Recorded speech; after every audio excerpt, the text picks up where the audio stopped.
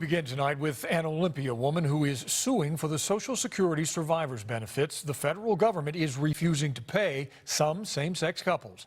And good evening, I'm Steve Rabel. I'm Monique Minglapa. Now, if she wins, the impact will be felt nationwide.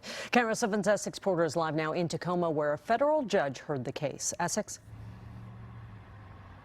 Live here at the Social Security offices in Tacoma, where people come in every day and routinely get help with the benefits paid to surviving spouses.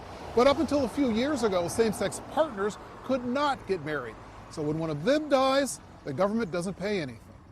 Yes! It was a joyous day for same-sex couples 4 years ago when the U.S. Supreme Court legalized same-sex marriage nationwide.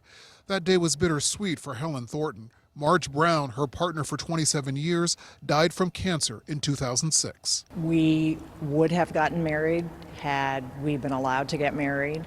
But we're not allowed to by the state of Washington. Social Security usually pays benefits to surviving spouses, but won't pay Thornton benefits of nearly $1,000 a month because she was never married to Brown. That's why Thornton is suing in Tacoma Federal Court to end what she believes is unconstitutional discrimination. The federal government essentially tells her that her relationship is meaningless and that she's not entitled to the same protections that we provide as a society to heterosexual surviving spouses, all because they were considered by the government essentially second-class citizens in a second-class group. It's a case likely to be decided by the U.S. Supreme Court. This case is not frivolous at all. I mean, there are meritorious constitutional arguments that they're making, but whether or not they ultimately succeed is partly a political question. Considering the addition of Justice Kavanaugh, we asked whether the current court would be favorable to this lawsuit. No. Is my best guess.